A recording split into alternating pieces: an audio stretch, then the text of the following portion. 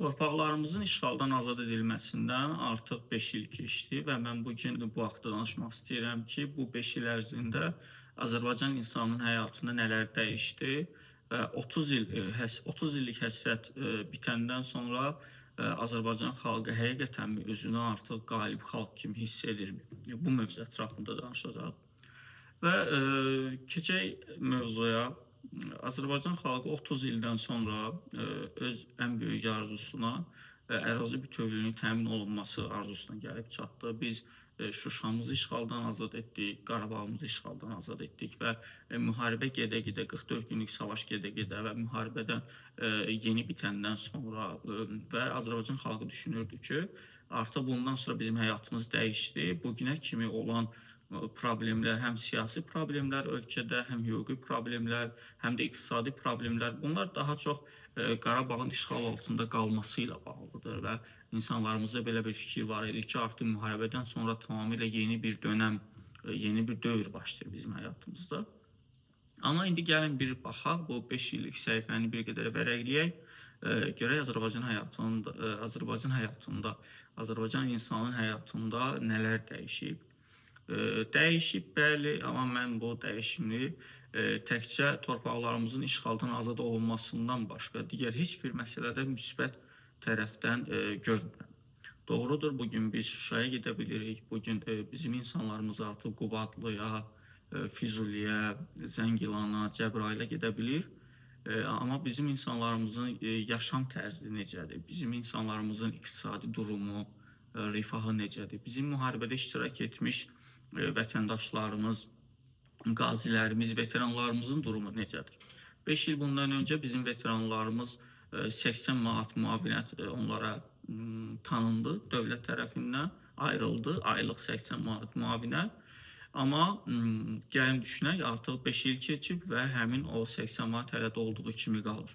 Bu 5 il ərzində metroların qiyməti, ictimai nəqliyyatın qiyməti 100% artırıldı. 5 il bundan öncə 30 qəpik olan metro, avtobus bugün artıq 60 qəpikdir.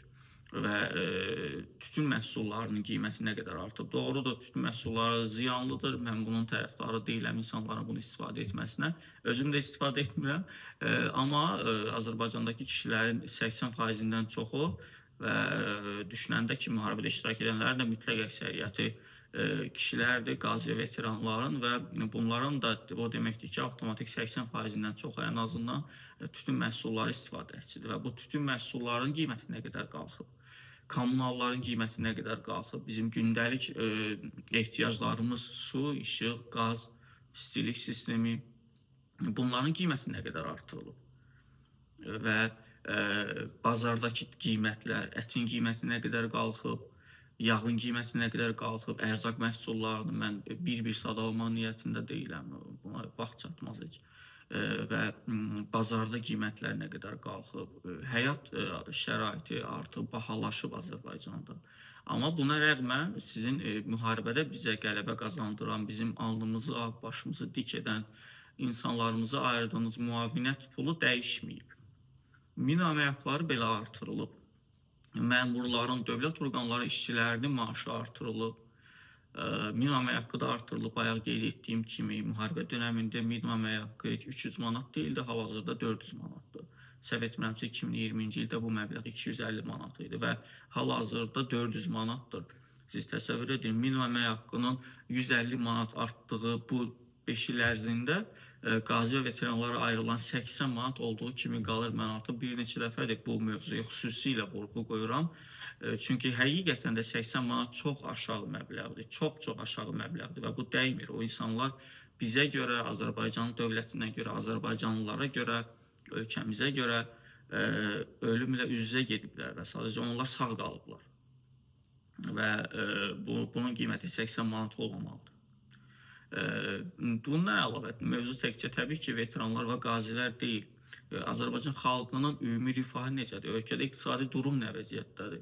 Və hələ siz yeni qəbul etdiyiniz qərara görə Yeni Azərbaycan Partiyasının yeni qəbul etdiyi və etməyə hazırlaşdığı, Milli Məclisdə təsdiq etməyə hazırlaşdığı yeni qanunlara Buna qanun da demək olmaz, buna cərimə metodu demək olar. Cərimələrə görə, vergi cərimələrə görə, hətta belə bir söz birləşməsi də düşünək ki, buna qoyaq. O vergi cərimələrinə görə artıq 2026-cı ildən etibarən insanlarımızın həyatı daha da çətinləşəcək. Təkcə işləməyən insanların yox, ölkədə kifayət qədər işsiz insan var. Həm də rəsmi işləyən insanların, özəl sektorda işləyən insanların artıq dövlətə daha çox vergi ödəməli olacaqlar və onların əmək haqqısından bu tutulacaq. Onların əmək haqqısından da tutulmasa, gərək onların həmin o özəl sektorlar əmək müqaviləsini yeniləsinlər və onların maaşları artsın və bu da o deməkdir ki, artıq burada özəl sektor ziyana düşür. Özəl biznes adamları, sahibkarlar ziyana düşür və o sahibkarlar bizim iqtisadiyyatın əsas təməl daşlarından biridir. Çünki ölkə iqtisadiyyatı ancaq neftdən, düzdür, Azərbaycanın iqtisadiyyatının böyük həcmi neftdən asılıdır, amma burada yatırımçılar var, burada biznesmenlər var və biznes adamları var ki, kiçik və orta sahibkarlar, iri sahibkarlar və bu adamlara siz vergi yükü yüklədikcə təbii ki, artıq bu növbəti iş yerlərinin açılmasından daha çox hazırki iş yerlərinin bağlanmasına gətirib çıxarır sonuc etibarilə və bu da ölkə iqtisadiyyatına təsir edir, ölkədəki insanların həyatına təsir edir, onların rifahına təsir edir. Amma biz belə düşünməmişdik xalq olaraq. Biz düşünmüşdük ki, müharibədən sonra bizi daha gözəl günlər, daha çiçəkli günlər gözləyir. Təbii ki, bizi çiçəkli günlərin bir qismini görürük. Təkrar edirəm, işğaldan azad olmuş ərazilərə getməklə bizim üçün Şuşaya getmək təbii ki, hər bir Azərbaycanlı üçün əvəz edilməz bir hissdir. Çox möhtəşəm bir hissdir. Xankəndiyə getmək, insanlarımız gedir, orada şəkil çəkir və çox xoşbəxt olurlar ki, biz uzun illər sonra doğma torpağımıza, o müqəddəs torpaqlara baş çəkə bilirik, gedib gəzə bilirik. Amma bu insanlar həm də yaşamalıdırlar axı. Bu insanlar təkcə gedib Xankəndidə, Şuşada, Cəbrayılda şəkil çəkməklə məsələ həll olunmur. Gedib bura baş çəkməklə məsələ həll olunmur. Bu insanlar pul qazanmalıdırlar, ailəsini dolandırmalıdırlar, nəsə yeməlidirlər, işləməlidirlər bu insanlar. Bizdə iş yerləri bağlanır, şəhərdə artıq hara addım atırsan, hər 100 metrdən ən azı 5-10 obyektin biz icarəyə verdiyi yazısını görürük orada. Nəyə görə? Bu artıq kiçik sahibkarların, orta sahibkarların artıq iflasının göstəricisidir. Və bu durumu necə düzəltmək olar? Vergiləndirmə ilə. Azərbaycan xalqının həyatında artıq mühüm iqtisadi toxunuşlar etmək lazımdır ki, insanlarımızın yaşayışı qalib xalqın ruhuna uyğun olsun. Qalib xalq, mən düşünürəm ki, bunu haqq etmir. Qalib xalqın qazisi gedib özünü yandırmamalıdır Əmək və Əhalinin Sosial Müdafiəsi Nazirliyinin qarşısında və yaxud da Milli Məclisin qarşısında. Bu qazi, bu veteran bizə qələbə bəxş edir. Bizə qələbə bəxş edən insanlardan biriləridir onların hər biri. Azərbaycan xalqı, Azərbaycan anaları öz oğullarını döyüşə göndərib. O ana bugün 3-5 manata möhtac olmamalıdır. Bəs insanlarımızın yaşayışı haqqında biz nə düşünürük? Vergiləndirmə ilə, şiddətli vergiləndirmə ilə biz dövlət büdcəsini doldura bilmərik. Yeni alternativ iqtisadi planlar olmalıdır. İqtidar partiyasının, Yeni Azərbaycan partiyasının, düzdür, mən hər dəfə deyirəm, Yeni Azərbaycan partiyasının iqtisadi baxışı bəlkə də sıfırın altındadır. Çox bərbad iqtisadi idarə etmələri var. Amma buna rəğmən ən azından artıq 25 ildən çoxdur, hətta 30 ilə yaxındır, 30 ildən çoxdur iqtidar partiyasıdırlar və ən azından alternativ siyasətləri olmalıdır iqtisadi yönündə. Amma biz görürük ki, bu yoxdur. Yenə də iqtidardadırlar, insanlarımızın seçkiyə gəlməməsinin nəticəsi olaraq təbii ki, bir qədər də avtoritar idarə etmənin doğurduğu nəticə itibarilə bu belədir. Amma bütün bu məsələnin yekununda Azərbaycan xalqı mən dəyərləndirdiyimə görə mən belə yanaşıram ki, qalib xalqa uyğun hal-hazırda durumda deyil. İnsanlarımızın rifahı, insanlarımızın maddi durumları 44 gündə zəfər əldə etmiş, öz oğullarını, öz qardaşlarını, öz atalarını ölümlə üz-üzə göndərən insanlarımızın yaşayacağı səviyyədə deyil. Çox-çox altındadır və bizim gözləntilərimiz bu olmayıb. Hələ mən fikir verdinizsə, mən burada siyasi məsələlərdən çox vurğu qoymadım. İqtisadi məsələyə xüsusi vurğu qoydum.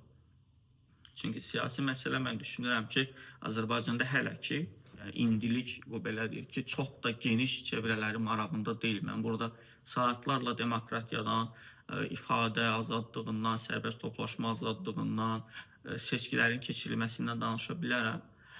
Amma mənim müşahidəm budur ki, hələ ki Azərbaycan xalqı üçün bu məsələlər çox da həyati əhəmiyyətli deyil. Amma mən bilirəm ki, xalqın içindən gələn biri kimi, bu xalqdan olan biri kimi mən çox yaxşı görürəm, mən çox yaxşı bilirəm ki, bugün iqtisadi məsələ, insanlarımızın rifahı Azərbaycan xalqı üçün bugün bir nömrəli məsələdir və bu bir nömrəli məsələni ölkənin birinci adamı, ölkənin hansısa yollarla birinci partiyası olmuş iqtidar partiyası, Yeni Azərbaycan partiyası artıq həll etməlidir. Həll etməsi üçün ciddi, kəskin addımlar